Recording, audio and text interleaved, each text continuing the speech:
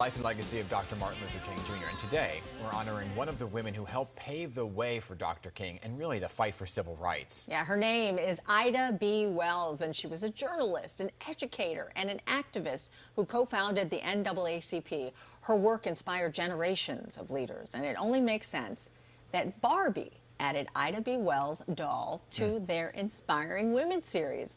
And joining us this morning is the great-granddaughter of Ida B. Wells, Michelle Duster. Good morning, Michelle. Thanks for being with us. Good morning. Thank you for having me. Of course.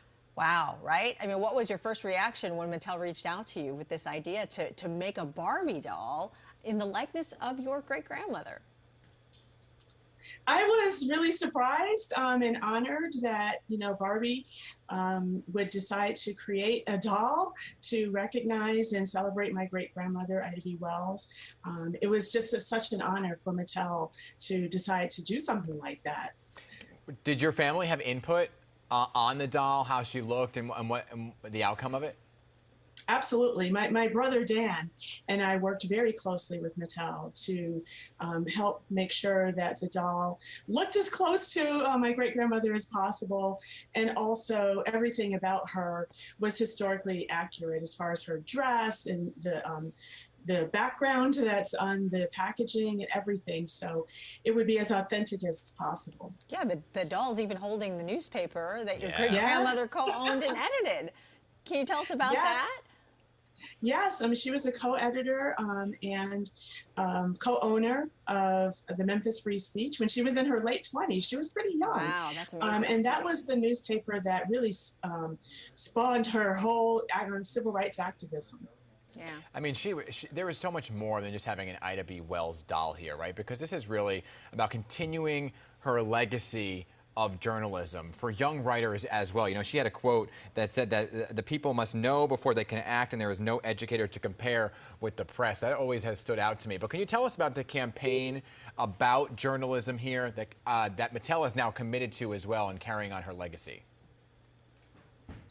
Right. Well, Mattel has partnered with Girls Right Now, which is an organization to help young people get their voices when it comes to writing. And I'm actually going to be doing a program with them on February 18th. So I'm really excited about that. Yeah. Well, Ida B. Wells was honored with the posthumous Pulitzer Prize just a couple years ago, 2020. And you've been writing about her achievements and the impact that she's had for most of your life. So what was it like for you then to have her honored like that? It was amazing for her to receive an honor so many decades, actually, after she passed away. And my family has worked for all of this time to make sure that this country remembers her. And I've actually created 4 different books about her, 2 more recently, Ida B. the Queen and Ida B. Wells, Voice of Truth, for all ages to learn about my great-grandmother's life and legacy. All right, and that's the children's book, right? It was released just a few weeks ago? Right. Ida B. Wells' Voice of Truth was released on January 4th, just a couple of weeks ago. Brand new. How's it doing? How's it being received? It's great, great. And I actually think it's a wonderful gift set to have the Ida B. Wells doll by Mattel along with both books, because the books appeal to different age groups. Yeah, and I can't imagine what that's like for you when you were growing up and reading history books, and there is your great-grandmother, to have that kind of connection.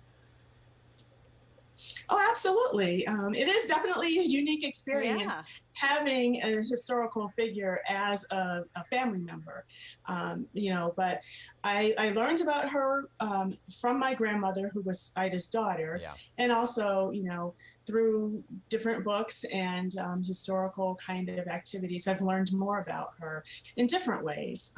And I am doing what I can to make sure that the current and next generation knows who she was, not just her name, but knows who she was and what she did for freedom, justice, equality, and truth. I mean, she believed in the truth, and she used the truth to fight for our rights. Just real quickly, since you had conversations with your grandmother about your great-grandmother, was there anything about her that your grandmother told you about her that we would really find fascinating or interesting?